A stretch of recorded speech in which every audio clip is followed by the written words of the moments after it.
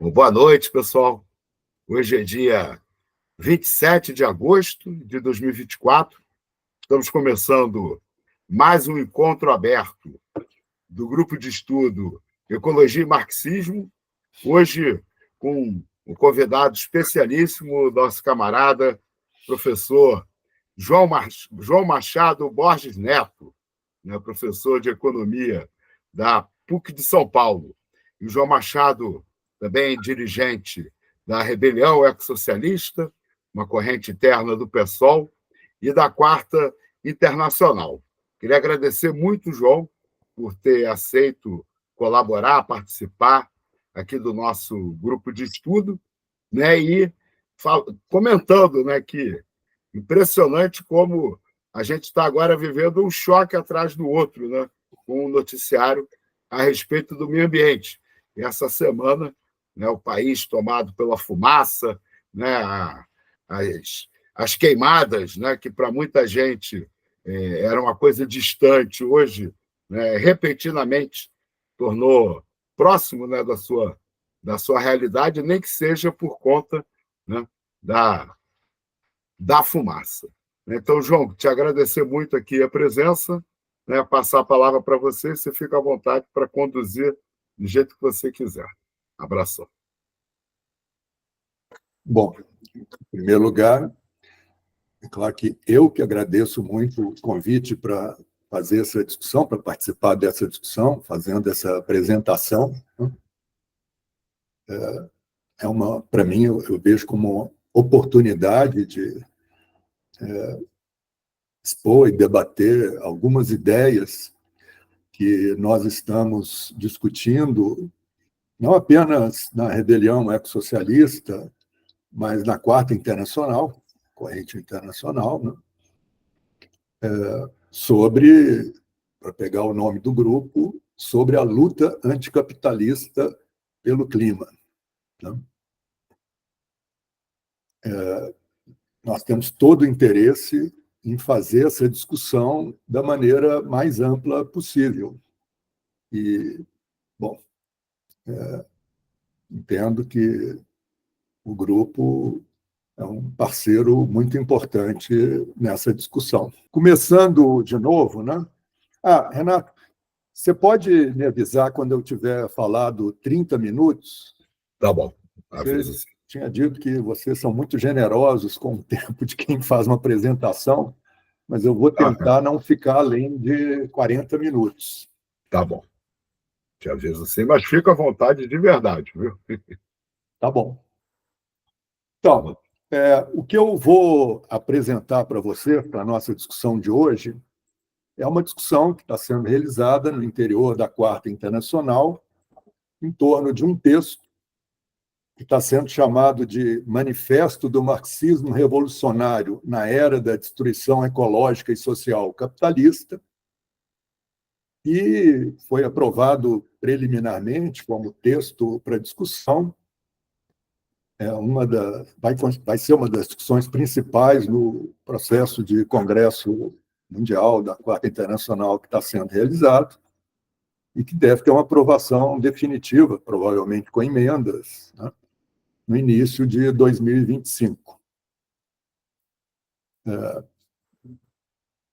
Então, é uma discussão que está sendo realizada pela Quarta Internacional, mas também em diálogo com diversas organizações e orientações no movimento ecologista de esquerda, né? Nós avaliamos, né, que a gente pode chamar de movimento ecologista de esquerda tanto o setor do movimento que se autodesigna como ecossocialista, quanto o setor que se designa como decrescentista, ou o setor que fala em comunismo decrescentista, ou ainda quem adota esse nome mais genérico que vocês adotam, né, de luta anticapitalista pelo clima. Então, nós entendemos que o que é o movimento ecologista de esquerda, né, são os setores desse movimento que já chegaram à conclusão de que enfrentar de forma coerente a catástrofe ambiental em curso exige superar o capitalismo, né? E romper com a lógica da economia capitalista, da acumulação de capital e com toda a lógica do modo de vida dominante no capitalismo, né? Então, nós entendemos que está havendo uma discussão entre todos esses setores no plano internacional, às vezes com mais intercâmbio, às vezes com menos. Nós gostaríamos que o intercâmbio fosse o maior possível, e por isso, ao fazer essa apresentação, eu estou também convidando todas e todos que tiverem interesse em escrever contribuições para o nosso debate, né? Enviarem críticas, sugestões, quaisquer coisas que vocês achem interessante, né?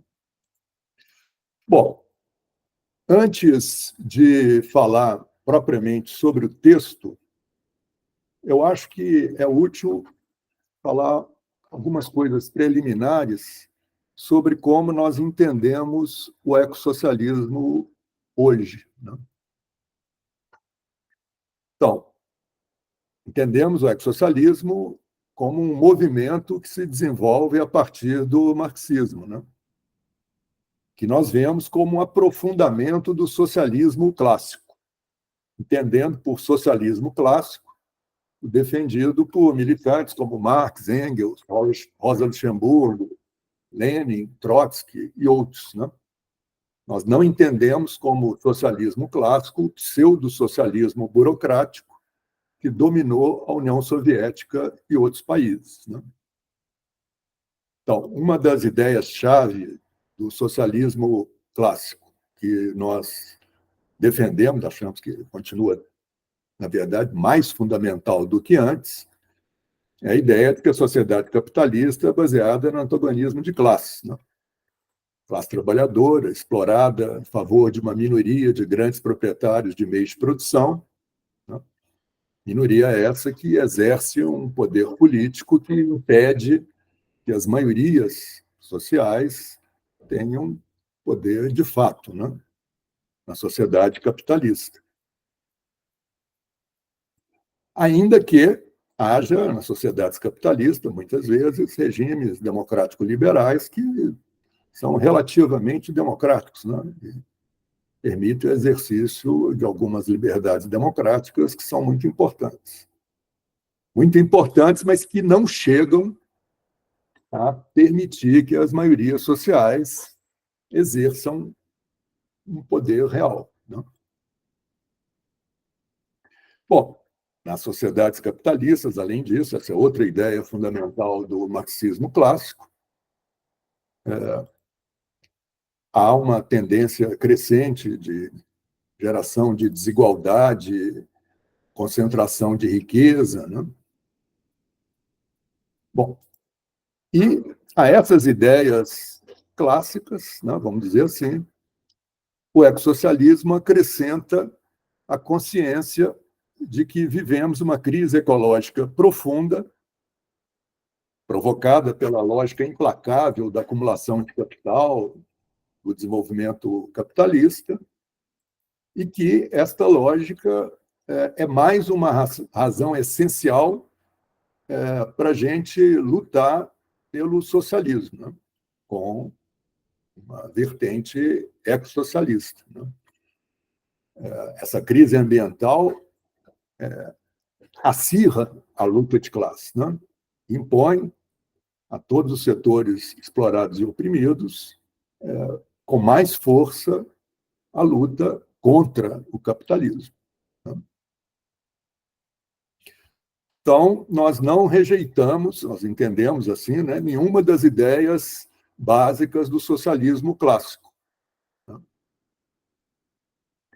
Além disso, falar em ecossocialismo e não apenas em socialismo, né, se justifica porque nós entendemos que, nas condições atuais do mundo, né, a luta contra as consequências da catástrofe climática em andamento e contra as causas, né, dessa catástrofe climática, ou seja, superação do que o Marx chamou de fratura metabólica, né, dos seres humanos com a Terra, com a natureza, ou seja, a luta pelo equilíbrio ecológico do planeta.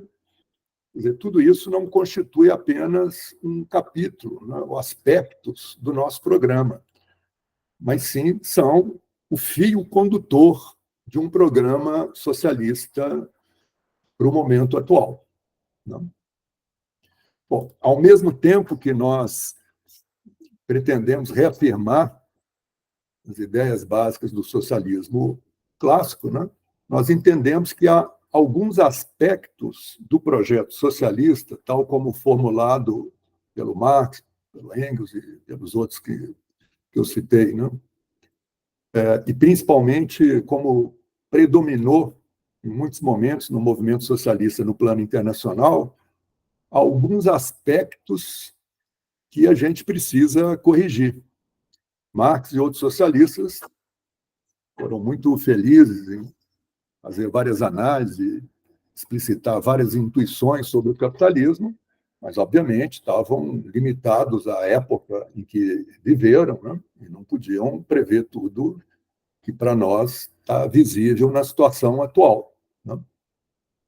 Então, uma coisa que nós achamos especialmente reformular é a visão que predominou no movimento socialista, em parte a partir de algumas frases do Marx, de que o socialismo se aproveitaria das contribuições do capitalismo, né? Especialmente das contribuições que o capitalismo deu ao desenvolver as forças produtivas, né? As chamadas forças produtivas. É claro que há alguma contribuição no desenvolvimento das forças produtivas pelo capitalismo, mas a gente precisa de ver isso como uma coisa muito complexa. Né? As forças produtivas, que, na verdade, as desenvolvidas durante o capitalismo, é preciso enfatizar, eram forças produtivas capitalistas, né? E não genéricas, forças produtivas em geral.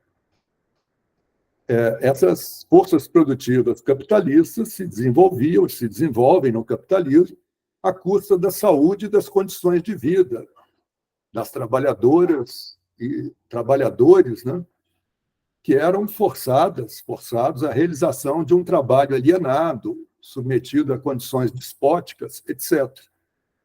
O Marx explicitou muito bem essas questões na sua obra principal, O Capital, e em outros escritos. Né?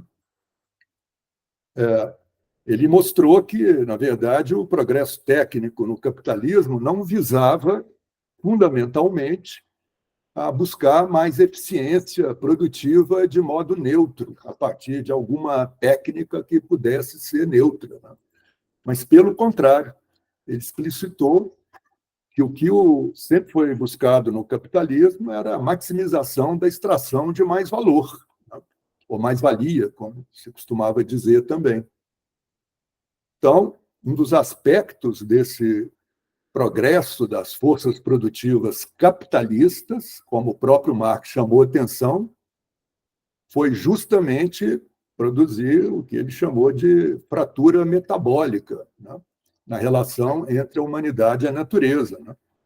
E o próprio Marx sintetizou isso na frase que eu reproduzo aqui: a produção capitalista só desenvolve a técnica e o grau de combinação do processo de produção social na medida em que solapa os mananciais de toda a riqueza, a terra e o trabalhador.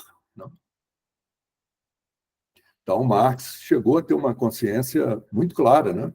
Muito nítida, de que o crescimento das forças produtivas capitalistas tinha alguns aspectos positivos, mas, por outro lado, tinha muitos aspectos negativos e mesmo muito negativos. Né? Particularmente porque não era um crescimento de capacidade produtiva de alguma maneira neutro. Né? mas estava motivado pela extração de mais valor, né? Então, uma ideia que foi muito forte no movimento socialista, né, em parte a partir de algumas frases do Marx, mas que contradizia muitas outras frases do próprio Marx, né, a ideia de que o progresso técnico conquistado pelo capitalismo, né, serviria de base para a edificação da sociedade socialista, uma vez que essas forças produtivas, né, do capitalismo fossem libertadas das restrições das relações de produção capitalistas, né? Essa ideia, que a gente pode avaliar hoje, que era uma ideia incorreta, né? Porque ela partia da ideia de que essas forças produtivas, essa técnica usada pelo capitalismo, eram neutras, né? E não são. Então, a relação que a gente precisa ter na construção do socialismo com o progresso realizado sobre o capitalismo é uma relação bastante contraditória, né? Bastante complexa também. A gente deve buscar a maior desalienação possível do trabalho, que certamente não era feito no capitalismo, né? Por exemplo, com a autogestão da produção, por quem produz, né? E nós teremos que fazer para chegar a uma sociedade livre, como sempre foi a proposta socialista, nós teremos que desmantelar boa parte dos métodos capitalistas de organização da produção, né? Isto é verdade em geral e é mais verdade ainda no que diz respeito ao que os métodos capitalistas tinham e continuam tendo de efeitos negativos sobre as condições ambientais, né? Ou seja, é claro que o socialismo clássico era muito crítico ao progresso realizado nas condições do capitalismo. Agora, o que nós estamos enfatizando, achamos que é importante enfatizar hoje, é que nós precisamos ser muito mais críticos ainda do que o próprio socialismo clássico sobre o que supostamente foram conquistas do capitalismo. Não é que não tenha havido nenhuma conquista, houve, mas todo o processo de conquista no capitalismo é sempre muito contraditório, né? Isso a gente precisa enfatizar muito mais hoje em dia. Bom, então, além de a gente avaliar, né, que é preciso esse tipo de reformulação da concepção de socialismo, né, eu acabei de resumir, uma outra questão é que nós precisamos incorporar plenamente, mais do que o socialismo clássico fez, né, embora ele tenha feito isso em parte, a nossa incorporar cada vez mais as reivindicações das lutas feministas, antirracistas, anticolonialistas, antimilitaristas, né, e pelos direitos da população LGBTQIA+, além, naturalmente, da incorporação das lutas ecológicas, né? Bom, feita essa introdução, essas observações preliminares, né, eu vou falar um pouco sobre o primeiro capítulo desse manifesto que nós estamos discutindo, que tem o título A Necessidade Objetiva de uma Revolução Ecossocialista, Antirracista, Antimilitarista, Anticolonialista e Feminismo. E feminista.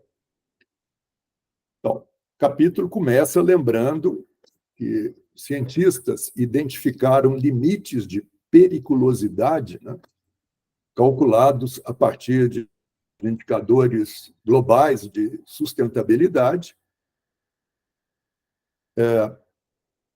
e esses limites de periculosidade ou já foram ultrapassados ou estão sendo ultrapassados, né? E, além disso, os pobres são as principais vítimas desses perigos, né?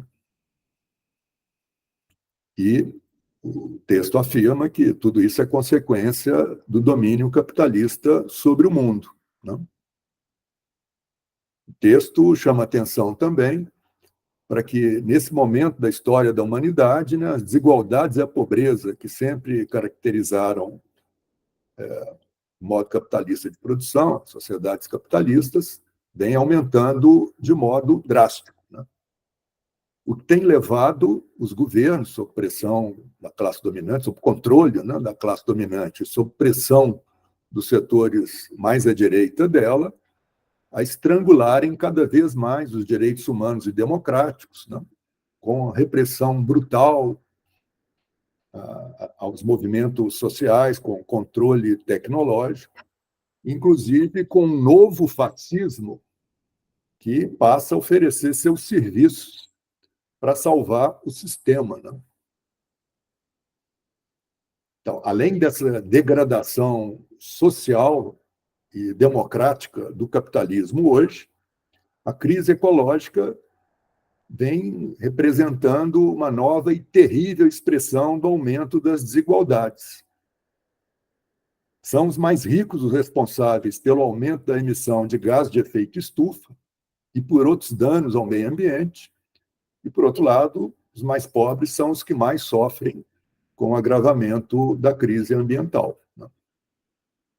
Para piorar a situação do capitalismo atual, essa nossa quadra da história vem registrando também um aumento muito preocupante das guerras, inclusive com algum risco de que elas degenerem em algum tipo de guerra nuclear, né?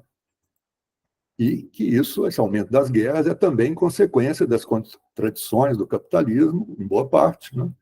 Especialmente da concorrência interimperialista. Bom, sobre a crise ambiental, o manifesto chama atenção para que as alterações climáticas são um aspecto mais perigoso dela, né? Da catástrofe ambiental em andamento, né? E que essas alterações climáticas, o aquecimento global, representam uma ameaça à vida humana sem precedentes na história. Para barrar isso, seria necessário, como a gente pode ver a partir dos acordos, né, que as reduções globais, né, de dióxido de carbono e de metano, de gás de efeito estufa em geral, teriam que ser reduzidas pela metade até 2030 e zeradas em 2050. Ora, nós já sabemos que a primeira parte desse objetivo, né, reduzir pela metade até 2030, não vai ser cumprida, né? E as coisas já estão muito mais graves do que estavam na época dos Acordos de Paris, né? Agora, para conseguir o que era o objetivo desses acordos, ou o que ainda pode ser conseguido, né, seria preciso banir os combustíveis fósseis, a agroindústria, a indústria da carne, a hipermobilidade, ou seja, o crescimento dos transportes a nível mundial, especialmente do transporte via aérea, que é o que leva mais emissões de gases de efeito estufa. E tudo isso, né, conseguir tudo isso, exigiria que fosse conseguido um decrescimento global no consumo final de energia e, portanto, na produção e no transporte de materiais. Então, esse texto que nós estamos discutindo na Quarta Internacional encampa a ideia de que o decrescimento a nível mundial é necessário hoje. Essa é uma conclusão recente para a Quarta Internacional, né? Já há muito tempo que a gente vinha dizendo que só podia haver um enfrentamento consistente da crise ecológica, especialmente climática, em andamento, fora do capitalismo, né? Mas agora a gente passa a dizer também que isso exige o decrescimento no plano global.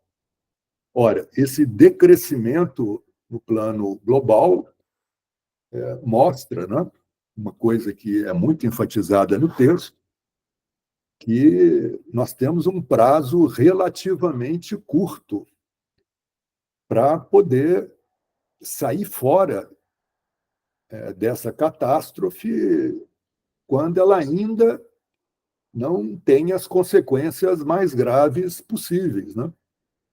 Na verdade, nós não sabemos qual que vai ser a gravidade do fato de que, provavelmente, o aquecimento médio, né, de 1,5 grau centígrado em relação ao período pré-industrial já não pode ser evitado. Mesmo o aquecimento médio de 2 graus centígrados, talvez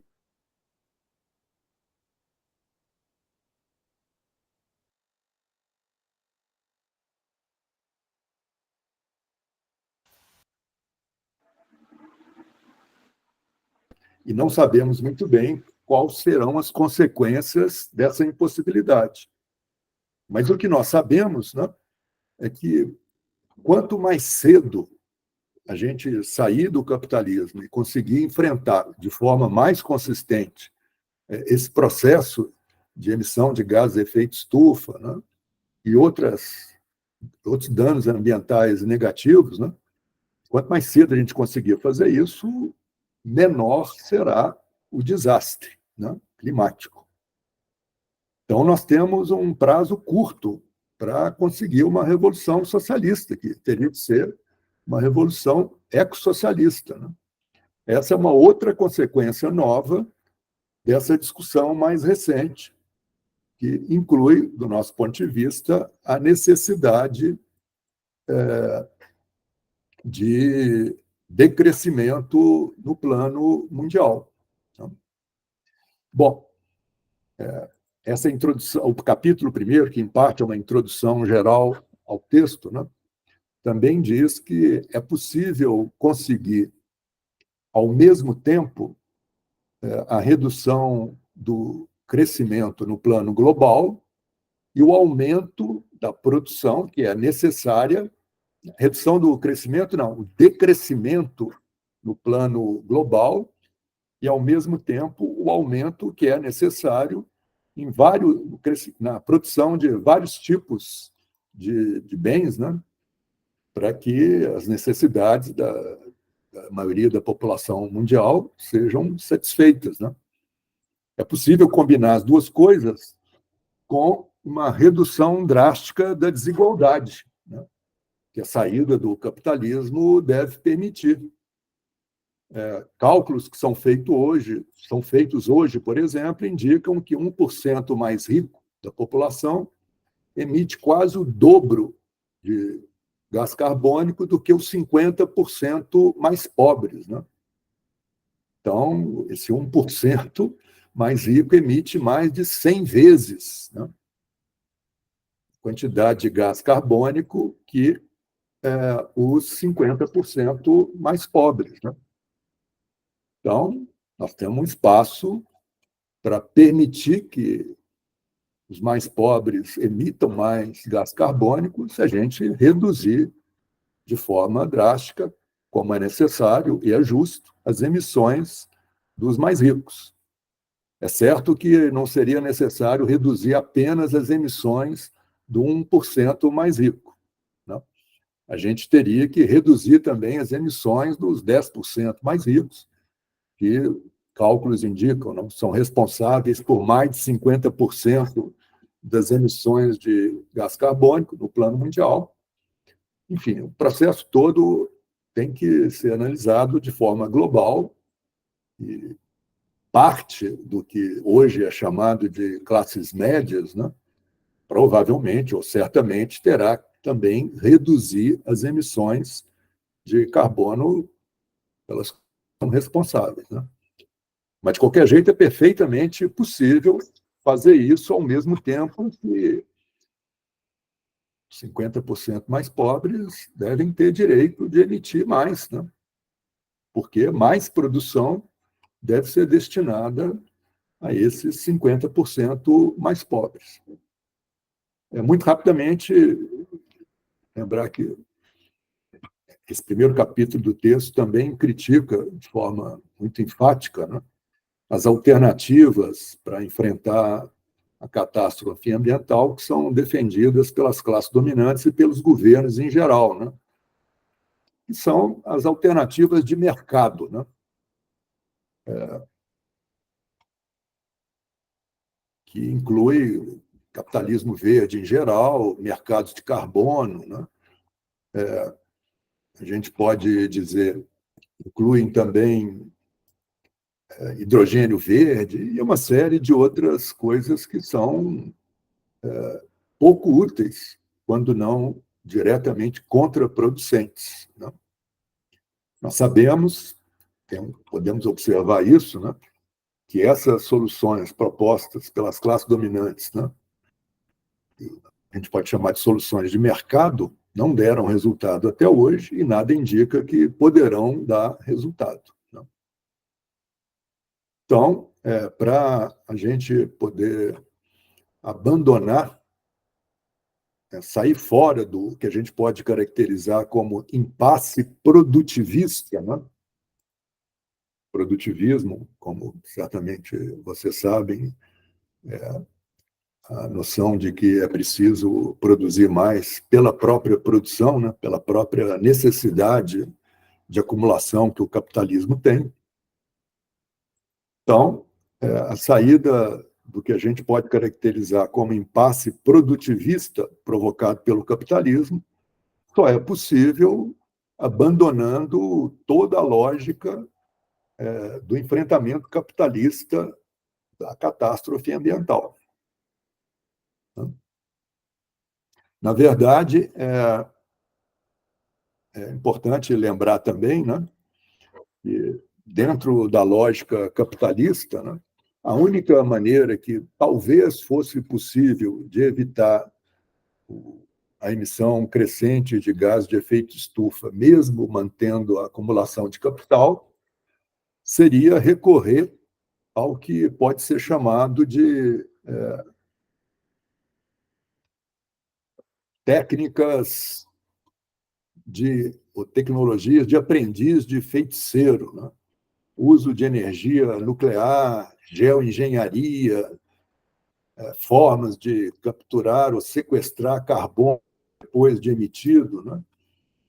Que, em geral, são técnicas que não existem ainda, mas que os capitalistas gostam de dizer que vão existir num futuro próximo, ou que, se já existem, são muito mais limitadas do que os capitalistas apontam, né? Então, na prática, né, as soluções capitalistas caminham para o aprofundamento do fascismo, né? De uma forma terrível de fascismo, muito pior do que o fascismo clássico, porque o que vai ser feito, né, nesse rumo defendido pelos capitalistas é deixar que a natureza, entre aspas, elimine alguns bilhões de pessoas pobres nos países mais pobres, né? Essa, aliás, é uma da explicação do crescimento da extrema-direita, apoiada por setores capitalistas importantes no plano mundial. Bom, para concluir essa parte sobre o primeiro capítulo, eu garanto que eu vou ser bem mais rápido ao falar dos outros capítulos, né? Mas para concluir essa parte, o texto lembra também que o capitalismo já mergulhou a humanidade antes, na história mundial, numa situação tão sombria, ou quase tão sombria, como a que nós temos hoje, especialmente nas vésperas da Primeira Guerra Mundial. Na época, a histeria nacionalista havia tomado conta das massas e a social-democracia, que até a época, né, formava os partidos da, da classe operária, né, inclusive de orientação marxista, né? A social-democracia terminou traindo a promessa de responder à guerra interimperialista com a revolução e terminou dando luz verde às piores matanças da história da humanidade até a época. Nesse momento, né, o Lenin definiu a situação como objetivamente revolucionária, né? E falou que só a revolução poderia barrar a matança, né? Bom, pelo menos em boa parte, a história deu razão ao Lenin, né? A Primeira Guerra Mundial foi uma das questões que levou à vitória da Revolução na Rússia, né? E a vitória na Revolução na Rússia obrigou as burguesias imperialistas nos vários países a acabar com a Primeira Guerra, porque senão o risco da Revolução se espalhasse muito mais, né? Bom, então, vamos dizer assim, mesmo numa situação muito difícil, quando os socialistas revolucionários eram ainda uma minoria no início da Primeira Guerra Mundial, o Lenin afirmou que a situação, na verdade, era objetivamente revolucionária. E, de fato, boa parte do que ele disse na época se confirmou, né? A gente pode avaliar que hoje a questão é mais complicada, né?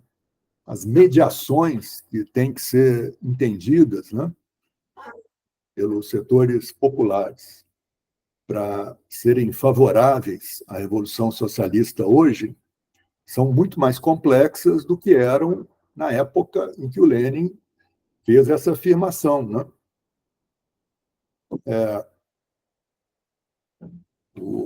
Na época, era mais fácil, vamos dizer assim, perceber que aquela guerra estava levando à matança de operários dos vários países, né?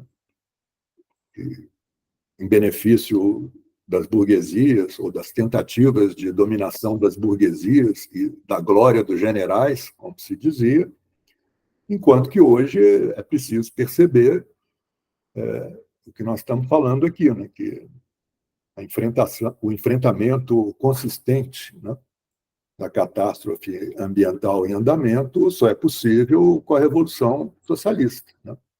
É uma mediação mais complexa. Mas, de qualquer jeito, é possível a gente acreditar que, como é muito mais forte o argumento hoje em torno da necessidade de superação do capitalismo, essa condição de minoria que os socialistas revolucionários têm hoje no mundo possa vir a ser superada, né? A gente não tem por que acreditar que a maior parte da humanidade vai deixar de entender isso de forma duradoura, né? Pelo contrário, já hoje setores importantes da população mundial que estão percebendo que o capitalismo está se tornando inviável, né? Já se tornou inviável. É verdade que na própria classe operária, por exemplo, no movimento sindical, ainda é muito minoritária essa consciência. Em outros setores da população mundial, ela já é mais majoritária, com mais peso, inclusive, na juventude, entre mulheres, entre povos indígenas, né? Mas não há por que a gente não acreditar que isso pode crescer de forma rápida, uma vez que as consequências dessa catástrofe ambiental estão ficando cada vez mais evidentes, né? Nós tivemos recentemente no Brasil a catástrofe gaúcha, estamos tendo agora esses vídeos que são explicados em parte, né, pela catástrofe ambiental, pelo aquecimento global, embora possa haver ações criminosas no meio, né? Enfim, nós temos cada vez mais evidência de que a situação já está inviável, né? Não é que ela esteja se tornando inviável, ela já está, né? Então, é possível que haja um despertar da consciência revolucionária da maioria da população explorada e oprimida do mundo bastante rápido, né? No texto do manifesto, os pontos 3, 4 e 6, que eu vou mencionar rapidamente em seguida, procuram dizer como que essa tarefa dificílima, né, de acelerar o desenvolvimento da consciência revolucionária da maior parte da população mundial, né, e conseguir criar condições para uma revolução socialista, como essa tarefa dificílima pode ser enfrentada, né? Bom, falando muito rapidamente sobre o segundo capítulo do manifesto que nós estamos discutindo, né? Esse capítulo procura descrever alguns traços básicos da sociedade pela qual lutamos, né? Ou seja, são uma atualização da nossa visão atual sobre o socialismo, né? Que terá que ser ecossocialismo. Esse capítulo é importante, chama atenção que a gente precisa de uma mudança global de civilização, né? Porque com essa mudança de civilização, a gente pode mostrar que, mesmo com o agravamento já inevitável, né, do aquecimento global, que já houve e o que é inevitável nos próximos anos, né, esse agravamento do aquecimento global, e com a necessidade de decrescimento no plano mundial, mesmo com essas condições que são negativas do ponto de vista das condições de vida, né, em si mesmas são negativas, embora o decrescimento do plano mundial seja necessário para evitar coisas piores, né? Mas mesmo com essas medidas negativas, né, a vida da humanidade pode melhorar substancialmente, graças a essa mudança de civilização, que terá como um dos seus elementos fundamentais mais justiça social, menos desigualdade, né? Bom, não vou me estender mais sobre esse capítulo. Capítulo terceiro do manifesto, né, aí entra na discussão do que a gente pode fazer hoje para acelerar o desenvolvimento da consciência anticapitalista no mundo, né?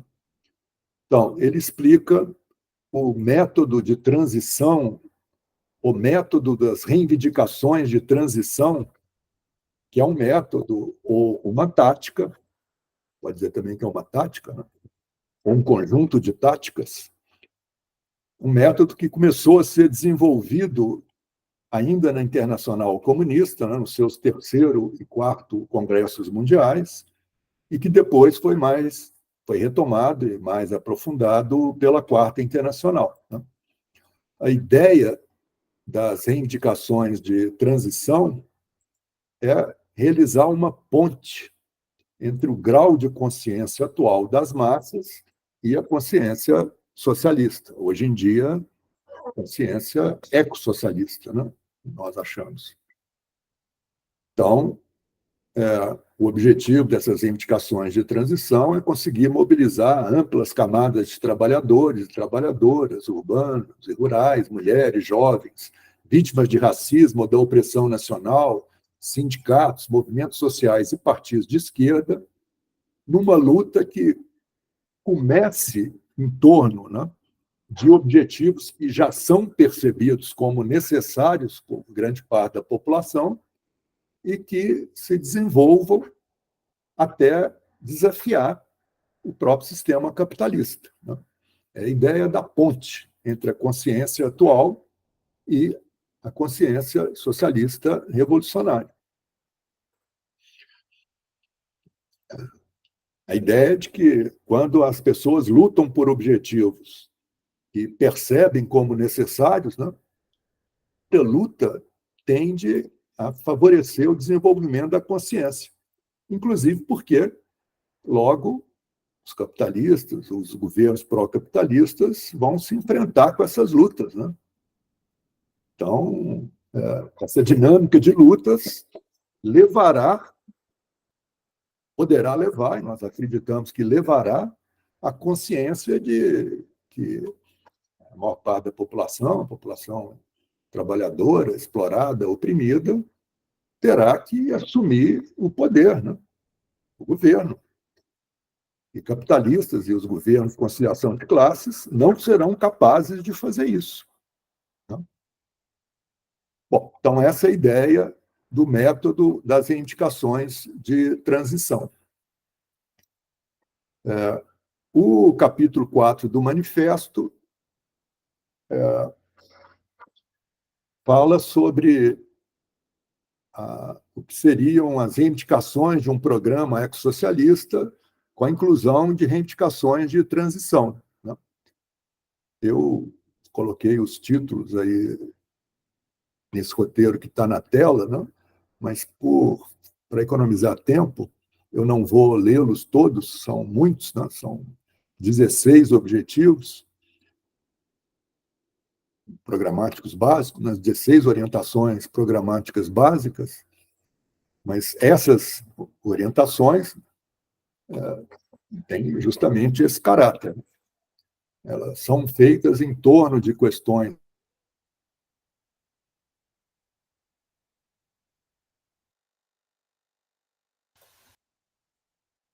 Eu perdi o som do João, foi só eu? Não, para mim também está congelado aqui. Já eu o acho que ele... capítulo. voltou.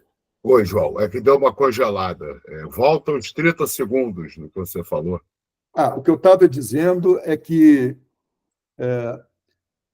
essas reivindicações que estão listadas aí são 15 reivindicações, né? Então, 18 reivindicações, elas têm esse caráter, né?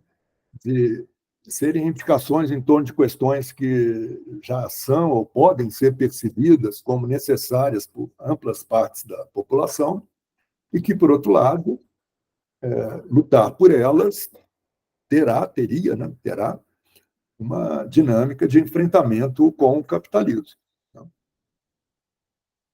Então, são reivindicações que podem dar concreticidade, né, vamos dizer assim, à ideia do método das reivindicações de transição. Bom, o capítulo 5º do manifesto é sobre um tema importante também, para evitar confusões, né, que é mostrar como o decrescimento, que a gente acha inevitável no plano mundial, né, não seria incompatível com o crescimento da produção para satisfazer necessidades de grande parte da humanidade, né? Então, fala sobre o caráter desigual e combinado, né, do decrescimento no plano mundial. E explicita que nos países mais pobres, a necessidade atual ainda é a necessidade primordial de satisfazer as necessidades da maior parte da população, né? Isso exigirá o aumento da produção material e do consumo de energia por um período nesses países. Então, é uma ênfase na desigualdade da questão do tipo de decrescimento mundial que a gente deve defender hoje, na nossa opinião. Finalmente, o capítulo 6º, finalmente sobre o manifesto, mas eu vou fazer uma outra observação em seguida. O capítulo 6º explicita um aspecto central do que, na nossa avaliação, é preciso fazer para a gente conseguir ganhar a maioria da população trabalhadora para a perspectiva do ecossocialismo. É a busca da unidade de convergência das lutas, né?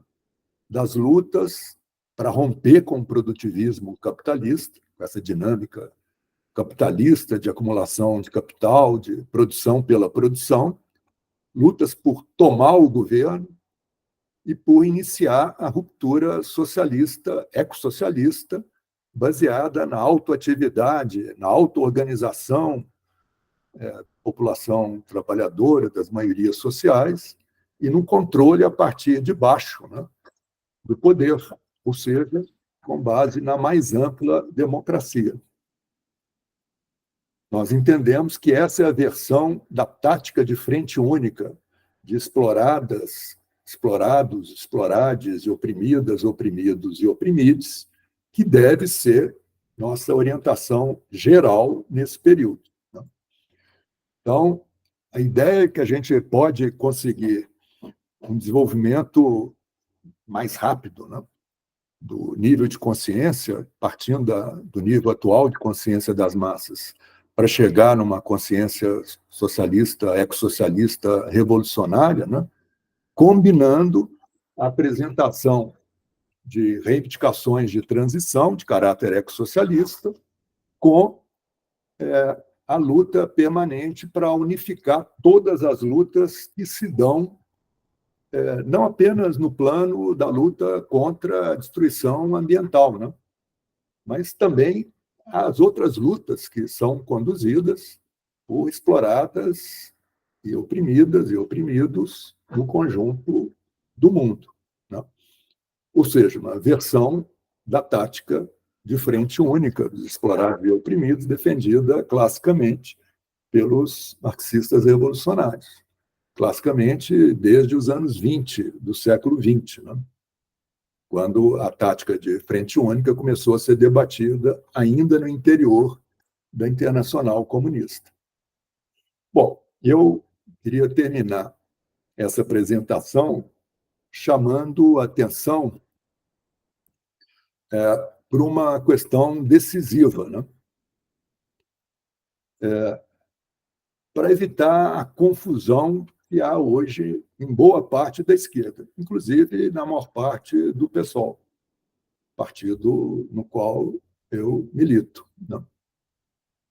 Essa parte da esquerda, né, tem enfatizado que hoje é fundamental a luta contra a extrema-direita, né, muitas vezes isso é colocado como a grande luta, ou quase como a única luta fundamental hoje, e a partir daí é tirada a consequência de que a gente deveria mergulhar no que a gente pode chamar de um novo etapismo, né?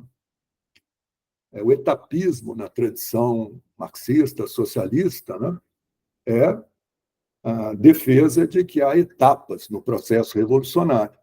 E quando isso estava sendo feito, por exemplo, pelo antigo Partido Comunista Brasileiro e por outros partidos comunistas mundo afora, na época de predomínio da influência stalinista nesses partidos, né, eles diziam que a primeira etapa da revolução em muitos países, por exemplo, no Brasil, etapa democrático-burguesa, e que se devia dar apoio, então, à burguesia nacional para conseguir a vitória das condições democráticas, né?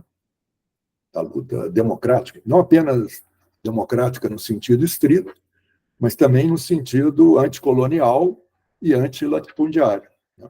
Anticolonial, antiimperialista, né? E antilatifundiário. Então, tradicionalmente, marxismo revolucionário tem criticado essa ideia de etapismo, né? Na tradição da qual eu venho, né? A tradição trotskista, né? Essa ideia de rejeitar a tática de revolução por etapas, né, faz parte da defesa da concepção de revolução permanente, né? A ideia de revolução permanente significa justamente a ideia de que a gente não pode ter, desde o século XX, na verdade, uma ideia de que a gente vai ter lutas restritas em determinado momento a conseguir democratização do capitalismo, né? Lutas por reivindicações progressivas no capitalismo já tenderiam a ganhar um significado anticapitalista, né? Porque a própria burguesia não apoiaria essas lutas por muito tempo, né? Então, quem poderia apoiá-las seriam a classe operária e outros setores explorados e oprimidos, e ao desenvolver essas lutas, se enfrentando, inclusive, com a própria burguesia, obrigatoriamente já se iria além da defesa da democratização do capitalismo. Não se pode fazer a democratização do capitalismo quando quem está lutando, quem está à frente das lutas, são os setores operários, a classe operária e outros setores explorados e oprimidos, né? Então, essa é a crítica clássica, vamos dizer assim, à concepção etapista. Bom, hoje está existindo uma concepção etapista de novo tipo, né? Não é nem uma etapa de luta por democracia burguesa ou democrático radical. É uma etapa de luta contra a extrema-direita em aliança com setores reformistas e com governos de colaboração de classes, como o que nós temos no Brasil, né? Ora, é preciso enfatizar, né, que um governo de colaboração de classes, como o que nós temos no Brasil, não pode conduzir de modo eficaz nem mesmo a luta contra a extrema-direita. Né? Tende a conciliar com o Centrão, por exemplo, que, por sua vez, é aliado da extrema-direita, e a luta contra a extrema-direita fica muito enfraquecida, para dizer o mínimo. Né? Haja visto algumas coisas muito curiosas que a gente tem. Né? Por exemplo, a Marta Suplicy passou diretamente de secretária do bolsonarista Ricardo Nunes, prefeito de São Paulo, para candidata a vice-prefeita na chapa do PSOL com o PT. Ela se refiliou ao PT e passou a ser a candidata a vice-prefeita indicada pelo PT. Vamos dizer, no mesmo dia em que ela ainda era bolsonarista, na prática, né, porque estava no governo de um bolsonarista, era secretária. Né? Bom, não estou pretendendo entrar muito nessa discussão, mas só quero chamar a atenção para que essa linha de conciliação praticada pelo PT, infelizmente apoiada por muitos setores do PSOL, né, ela não consegue nem mesmo fazer uma luta eficaz contra a extrema-direita. Agora, muito mais grave é que ela torna completamente impossível a luta contra a catástrofe ambiental, né? Porque a ideia de que nós temos que ficar por um período indefinido, nós, enquanto militantes que querem ser da esquerda revolucionária, vamos dizer assim, né? A ideia de que nós teríamos de ficar por um período indefinido numa aliança com setores reformistas e com o governo de colaboração de classe, essa ideia inviabilizaria a luta pelo ecossocialismo com a urgência que ela tem, como eu tentei justificar. Né? Bom, então, queria terminar chamando a atenção para isso. Né? Toda essa discussão sobre a luta contra a catástrofe ambiental não é uma alternativa à luta contra a extrema-direita, uma diversão contra a luta principal, que seria a luta contra a extrema-direita. Né? Ela é uma luta que inclui a luta contra a extrema-direita como um aspecto fundamental hoje. Né? E sem essa luta ecossocialista, a luta contra a extrema-direita fica muito enfraquecida. Né? E, na verdade, do jeito que muitos setores veem a luta contra a extrema-direita, não apenas isso o coloca num segundo, terceiro ou 15º plano, né?